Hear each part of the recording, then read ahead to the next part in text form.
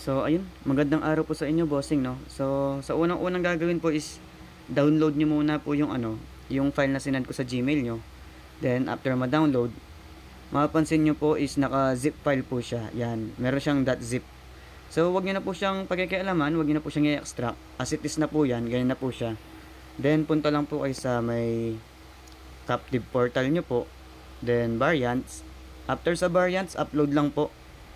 Sa upload, then media picker or kung ano man, basta i-locate nyo lang po yung download folder nyo. So ako ito, nakalocate agad yung download folder ko. I-click ko lang po ito. Yan. Mag-upload lang siya.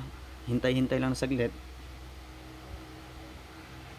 Team uploaded successfully. Yan. So after nyan, so makikita nyo po ganyan siya. Yan. Ayun po siya, retro sci-fi. Kung anong team man po yan. Then activate nyo lang po. After ma-activate, wait lang po tayo to. Ito. Compilation lang po yan. Waiting lang po tayo.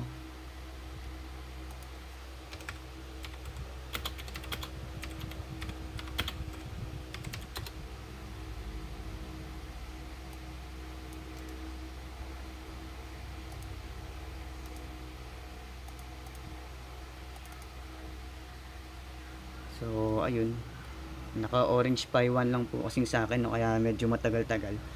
So hintay-hintay lang po hanggang sa matapos.